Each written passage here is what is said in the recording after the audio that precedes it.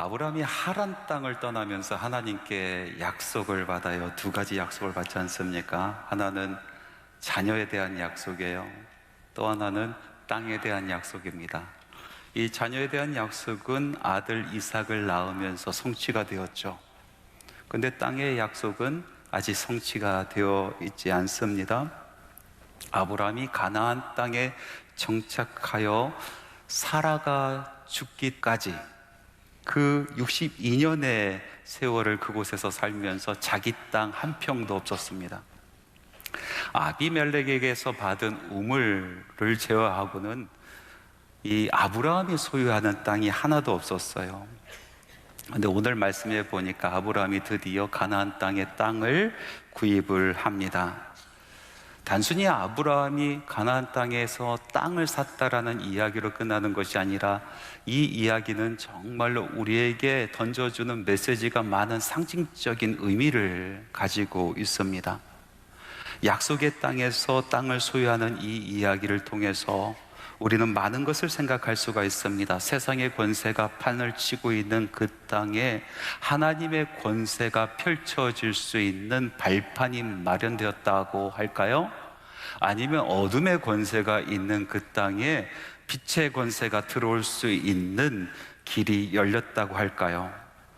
이 작은 땅, 아브라함이 산 이 작은 땅을 통하여 하나님의 나라 그 통치가 시작이 되고요, 그리고 빛의 권세의 그 사역이 시작이 되는 것입니다. 그 가나안 땅이 결국 하나님께서 다스리는 땅이 되게 되는 것입니다. 우리 믿는 사람들, 크리스찬들은 가나안에 있었던 아브라함처럼 어두워 있는 이 세상 속에서 믿음의 터전을 잡고, 그리고 하나님의 나라가 확장되고 하나님의 나라, 하나님의 통치가 이루어지기를 사모하며 살아가는 인생들입니다. 우리들은 하나님의 나라를 위하여 그 지경을 넓히는 그런 사역을 감당하는 사람들입니다. 하나님께서 세상으로부터 우리를 먼저 부르신 이유, 그리고 우리에게 우리의 가정과 우리의 사업터와 그리고 우리가 살아가는 이 땅 대한민국을 맡기신 것은 어두워가는 이 땅을 정말 빛의 세상으로, 하나님의 통치가 있는 세상으로 그 지경을 넓히라 하여 우리를 먼저 부르신 줄 믿습니다. 그러면 어떻게 해야 우리의 지경을 넓힐 수가 있을까요? 하나님께서 맡겨주신 이 땅에 하나님의 통치가 이루어지는 그런 발판을 마련할 수 있을까요? 오늘 땅을 구입한 이 아브라함의 이야기를 통해서 하나님의 나라 그 지경이 넓어지는 영적인 도구들, 또 영적인 방법들에 대해서 말씀을 나누려고 합니다. 아브라함이 영적인 어둠 속에 있는 가나안 땅에 하나님의 나라의 발판을 놓을 수 있었던 첫 번째 영적인 도구는요, 겸손이라는 것이었습니다. 겸손은 교만의 땅을 기경합니다. 다시 말해서 갈아엎을 수가 있는 것입니다. 진실로 겸손한 사람들 앞에서는 완악한 마음, 교만한 마음을 가지고 있는 사람들도 고개를 숙이는 법입니다. 그들의 마음이 녹아내려서 빛이 들어올 수 있도록 길을 터주게 되는 것 아니겠습니까? 아브라함의 아내 사라가 127세에 죽게 됩니다. 죽음을 맞이한 이 아브라함, 너무나 슬퍼서 자기 사랑하는 아내의 시신을 놓고 하염없이 울고 있습니다. 그런데 더욱 그를 슬프게 했었던 것은 이 사랑하는 아내가 죽었는데 아내를 장례치를 땅 하나도 없다라는 그런 사실이었습니다. 그곳에서 62년을 살았습니다. 그럼에도 불구하고 아내의 묫자리 하나 마련하지 못한 자기 자신이 얼마나 한심스러웠을까요? 얼마나 서러웠을까요? 그렇게 울고 있는데 그때 마침 그 땅의 주인인 핵족속이 문상을 옵니다. 아브라함이 그들에게 나아가 묫자리 할 땅을 구하기를 간청합니다. 여러분, 당시 땅을 산다는 것은 거의 불가능에 가까운 일이었습니다. 오늘날도 마찬가지지 않습니까? 아주 보수적인 지방에 있는 사람들은요, 절대로 땅을 팔지 않습니다. 외지인에게 땅을 팔지 않아요. 집을 다 팔지 않아요. 북유럽에 있는 이 보수적인 그런 도시에서는요, 외지인에게 절대로 땅을 팔지 않습니다. 월세로 빌려줄 수는 있어도 땅을 넘겨주지 않습니다. 오늘날도 그런데 이 당신은 어떻겠습니까? 조상에게 물려받은 땅, 조상의 어리 있는 그 땅을 절대로 팔려고 하지 않는 것입니다. 고대 문서에도 보면요, 땅이 거래됐다는 이야기가 별로 나오지 않습니다. 간혹가다 나오는데요, 친족끼리 거래하는 내용들이 나옵니다. 외지인이 땅을 샀다라는 기록들이 거의 나오지 않는데, 간혹 가다가 외지인을 양자로 들였을 때에 그 양자로 들여온 그 사람에게 땅을 양도했다라는 기록은 나옵니다. 너무나 드물게도 이런 경우가 있습니다. 그곳의 유지들이 만장일치로 찬성하고 보증하고 적극적으로 설득해서 땅을 외지인에게 넘기는, 양도하는 그런 경우가 왕왕 있었습니다.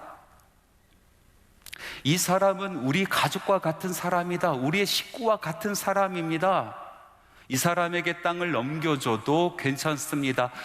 그 유지들이 다 찬성해야 그 일들이 가능했습니다.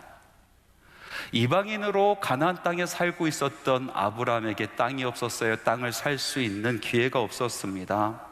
그런데 오늘 말씀에 보니까 땅을 구입하는데 바로 그 지역에 있는 유지들이 모두 찬성하고 적극적으로 권면하고 설득하여 그 땅을 살 수 있게 되는 그런 내용입니다. 아브라함이 그곳에서 그만큼 인정받은 사람이었다라는 뜻 아니겠습니까? 오늘 말씀 속에서 나타나는 이 아브라함의 이야기, 해족속과 함께 나누는 그 이야기 속을 들여다보면 아브라함이 인정받을 수밖에 없는 인생을 살았구나, 우리는 알 수가 있습니다. 하나님의 말씀 창세기 24장 4절 말씀에 아브라함은 해족속에게 자신을 이렇게 소개합니다. 나는 당신들 중에 나그네요 거류하는 자이니. 여기서 거류한다란 뜻은요, 빌어먹는다란 뜻이에요. 나는 당신들 안에서는 나그네 된 사람이고 당신들의 도움 없이는 하루도 살 수 없는 빌어먹는 사람입니다 라고 그렇게 자기 자신을 낮추고 소개하고 있는 것을 볼 수가 있습니다. 여러분, 당시에 아브라함은 큰 부자입니다. 어디를 가든지 형통하는 사람이었습니다. 다른 이웃나라의 왕들과 그 세력을 견줄 수 있을 정도의 세력을 가지고 있었던 사람입니다. 어깨를 피면서 나는 이런 사람이다 라고 이야기할 수가 있는 그런 위치에 있었던 사람입니다. 얼마든지 자신 있게 나는 이런 사람입니다 라고 이야기할 수 있는 아브라함이 고개를 숙입니다. 그리고 겸손하게 이야기합니다. 그럼에도 불구하고 저는 여전히 나그네 된 사람입니다.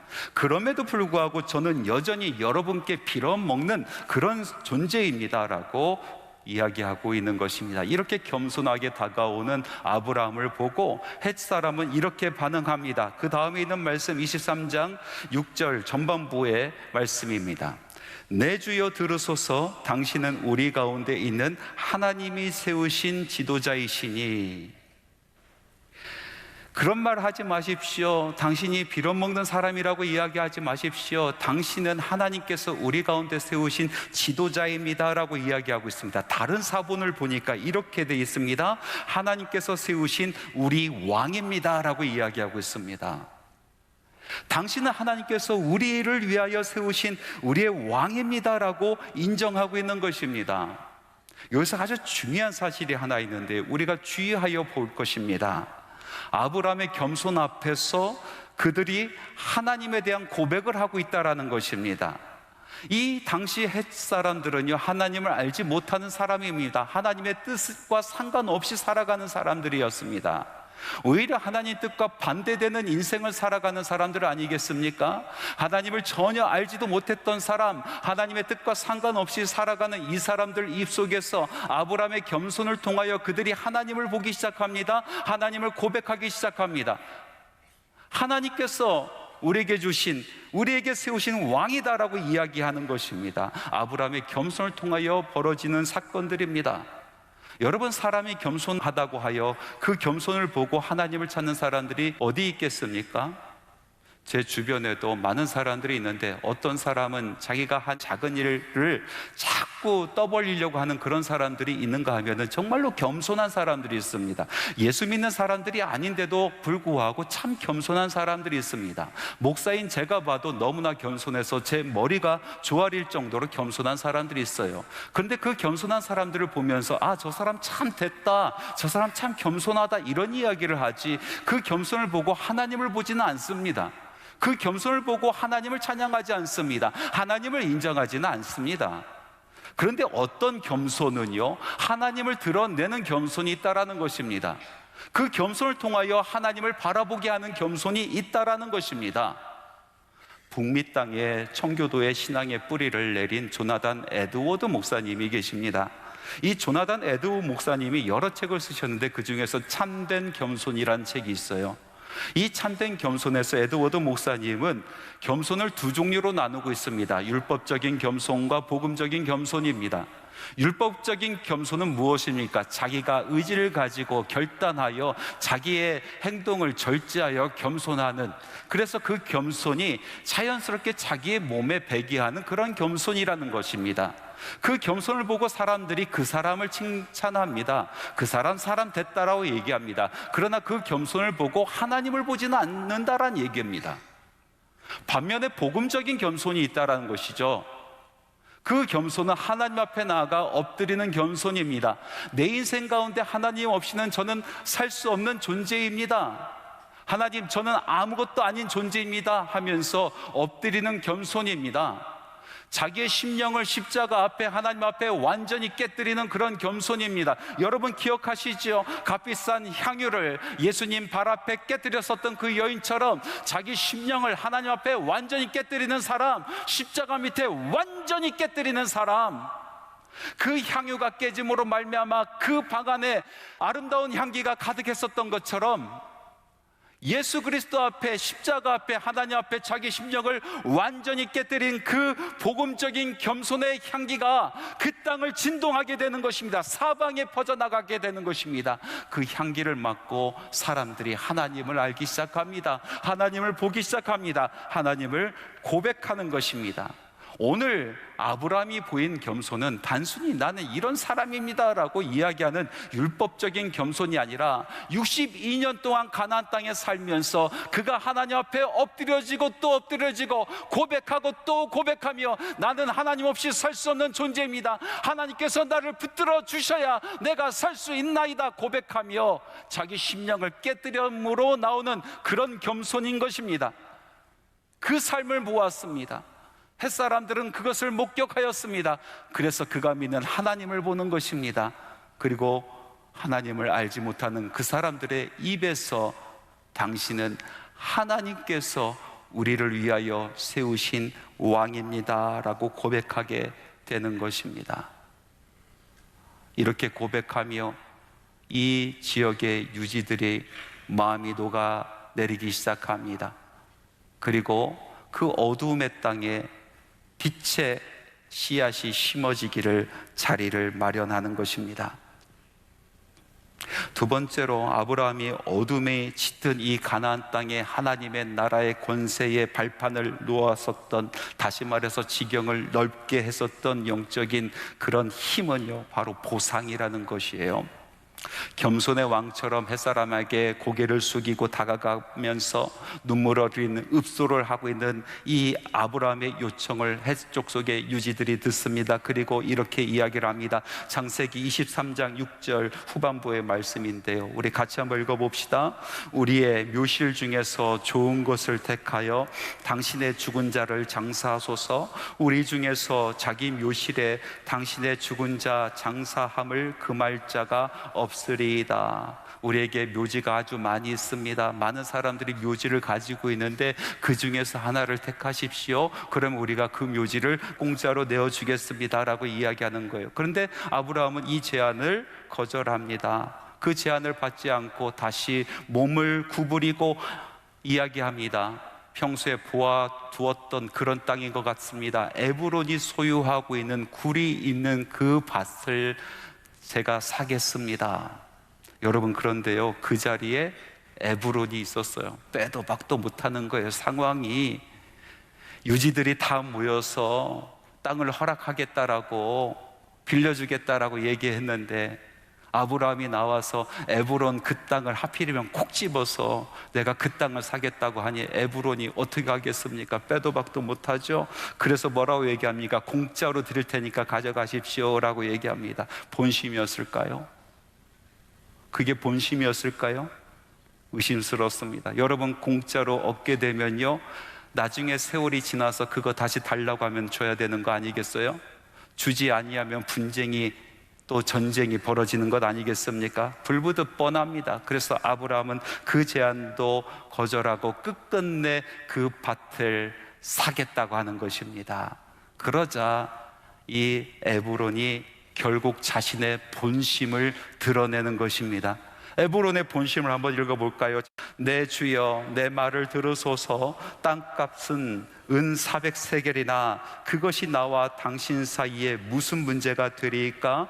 당신의 죽은 자를 장사하소서. 이 이야기가 무엇입니까? 당신과 나 사이에 무슨 거래가 있습니까? 당신과 나 사이에 무슨 돈을 받고 거래를 합니까? 400세겔.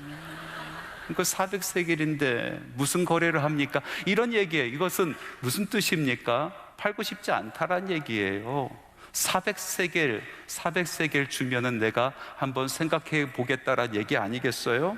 여러분, 은 400세겔이 얼마인지 잘 가늠되지 않으시죠? 사람마다 약간의 해석의 차이는 있지만요, 그 당시에 있었던 문서 중에 우가릿 문서라고 있어요. 그 문서의 자료에 보니까 노동자 하루 일당이 0.5g이에요 그리고 1세겔에는 약 11.4g입니다 그러니까 1세겔을 벌기 위하여 사람들은 23일을 일해야 되는 거예요.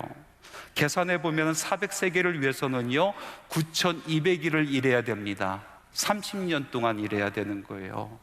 30년 동안 일해야 이 400세겔을 만질 수가 있습니다. 30년 동안 먹지도 않고 쓰지도 않고, 그리고 옷을 입지도 않고, 하고 싶은 거 하지도 않고, 순전히 그 세겔만 모으고 모아야, 그래야 만질 수 있는 돈이 은 400세겔 아니겠습니까? 다시 말해서 한 사람이 일평생 벌어야 되는 그런 액수라는 것입니다.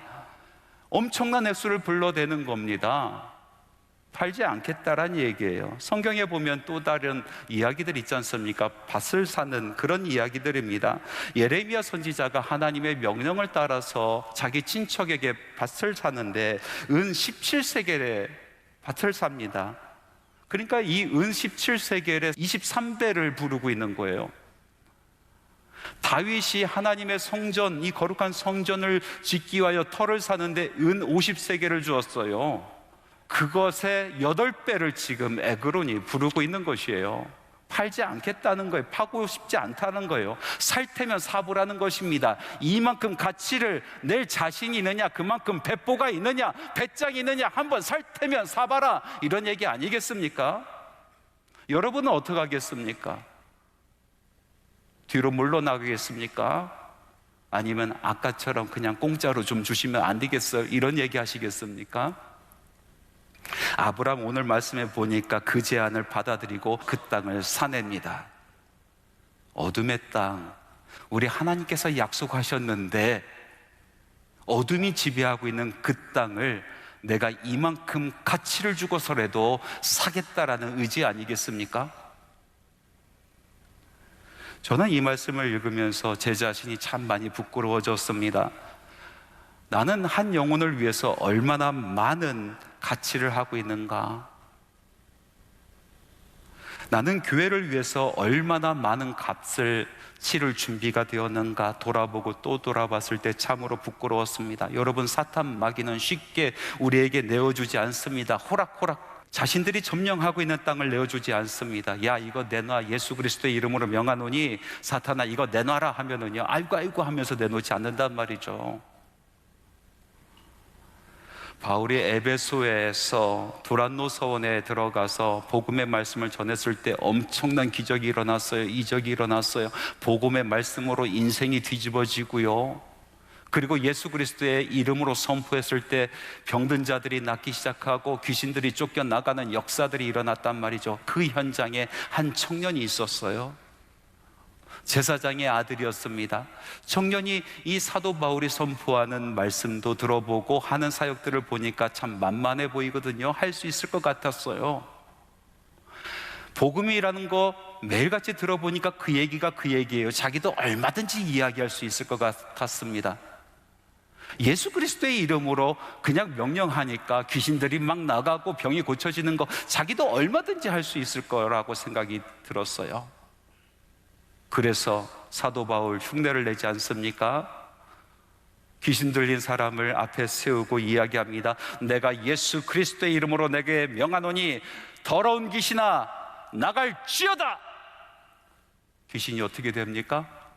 귀신이 가만히 그 청년을 쳐다보더니 내가 예수도 알고 바울도 아는데 너는 누구냐? 그리고 달려들어서 인치를 가하고 옷을 홀라당 벗겨버립니다. 그 청년은요 창피를 당하고 그 자리를 떠날 수밖에 없었습니다. 여러분, 사도 바울이 두란노에서 몇 년 동안 이 복음의 말씀을 가르쳤습니까? 2년 동안 가르쳤습니다. 매일같이 제일 뜨거운 시간에 땀을 뻘뻘 흘리며 복음의 말씀을 전했고요, 밤에는 눈 비비며 복음의 말씀을 전했어요. 그 말씀을 전하기 위하여 그 말씀을 듣는 영혼들을 생각하며 얼마나 사도 바울은 애타게 기도했겠습니까? 그 말씀을 준비하며 얼마나 사모하면서 하나님 앞에 매달렸겠습니까? 그 말씀을 준비하며 복음에 자기를 이리 뒤집고 저리 뒤집으면서 그 복음의 말씀과 얼마나 씨름했겠습니까? 사도 바울은 최선을 다했습니다. 열정과 헌신을 다했습니다. 마귀의 입속에서 한 영혼을 빼내기 위하여 하나님께서 허락하시고 하나님께서 맡기신 그 에베소 땅이 하나님의 땅이 되기를 사모하면서 그는 마땅히 대가를 치르고 있었던 것입니다. 열정을 다하는 것입니다. 헌신을 다하는 것입니다. 자신의 모든 것을 쏟아부은 것입니다. 애초부터 사탄 마귀는 그 땅을 줄 생각이 없습니다. 은 400세계를 부르는 것입니다. 해볼 테면 해보아라고 얘기하는 것입니다. 그만큼 배짱 있으면 한번 덤벼보라고 그렇게 이야기하고 있는데 사도 바울은 마땅히 치를 은 400세계를 그 땅에 쏟아 붓습니다. 그래서 기적이 일어나는 거예요. 그래서 복음의 능력이 나타나기 시작하는 것 아니겠습니까? 그래서 사도 바울이 그 땅을 차지하는 것 아니겠어요? 우리 중에 많은 어려움이 있습니다. 어둠의 세력에 꽉 잡혀 있는 가정들이 있어요. 어둠의 세력에 꽉 잡혀 있는 우리 자녀들이 있어요. 우리 일터를 한번 보십시오. 우리가 살아가는 이 땅을 보십시오. 어둠의 세력으로 말미암아 점점 타락해져 가고 하나님의 뜻과는 멀어져 가던 이 땅을 한번 보십시오. 우리는 그 땅을 보고 우리의 가정을 보고 우리의 일터를 보면서 가슴을 칩니다. 회복돼야 된다라고 모두가 이야기합니다. 한숨을 쉽니다. 그리고 걱정을 합니다. 그러나 어느 누구도 움직이지 않습니다. 대가를 치르려 하지 않습니다. 십자가를 지려 하지 않습니다. 가만히 보면은요, 저도 그렇고 오늘날 우리 크리스찬들은 정말 거저먹으려고 하는 것 같아요. 여러분, 사탄 마귀가 내어놓지 않는 것입니다. 대가 없이 그 땅을 살 수가 없습니다. 눈물의 기도 없이 우리 자녀를 빼낼 수가 없는 것입니다. 헌신의 땀 없이 교회가 서지는 못하는 것입니다. 사랑의 순기 없이 이 땅이 마귀의 그 소나기에서 다시 꺼낼 수 있는 것이 아닌 것입니다. 사랑하는 성도 여러분, 우리 한수망교회의 아름다운 전통, 우리 한수망교회의 아름다운 스피릿이 있습니다. 우리는 항상 이렇게 이야기해 왔습니다. 한 영혼을 얻기 위해 우리는 그 어떠한 대가도 치를 준비가 되어 있다. 한 영혼을 얻기 위하여 우리는 어떠한 대가도 치를 수 있는 것입니다. 그 대가를 치를 때에 우리의 지경이 넓어지는 거예요. 하나님께서 맡겨주신 나의 가정, 나의 자녀, 나의 일터, 이 땅에 하나님의 권능의 빛이 들어오기 시작하는 것입니다. 말씀을 맺겠습니다. 아브라함이 가나안에 거주한 지 62년이 되었는데도 땅 하나 갖지 못했는데, 이제 오늘 말씀에 보니까 비로소 하나님께서 그동안 부어주신 그 은혜를 탈탈 털어 그 땅을 구입합니다. 어둠의 땅에 하나님의 권세의 디딤돌이 마련되기 시작합니다. 하나님 나라의 지평이 넓어지기 시작합니다. 그렇게 될 수 있었던 것은 아브라함의 복음적인 겸손 때문이었습니다. 하나님 앞에 온전히 깨지는 그 마음을 보고 사람들이 하나님을 보기 시작하고 자리를 양보하기 시작합니다. 그리고 팔 생각 없는, 그래서 은 400세겔을 부르는 그 에브론에게 내가 사겠다. 하나님께서 지금까지 나를 치부하고 하나님께서 지금까지 나를 이끄신 것이 바로 이때를 위함이 아닌가. 모든 것을 쏟아부어 그 땅을 차지합니다. 여러분, 하나님께서 여러분에게 맡기신 땅은 어떠한가요? 오늘 이 말씀을 통하여 하나님은 다시 한번 우리에게 말씀하십니다. 기도하라, 헌신하라, 땀을 흘리라, 십자가를 지라. 한 영혼을 위하여 그 어떠한 대가도 아까워하지 마라.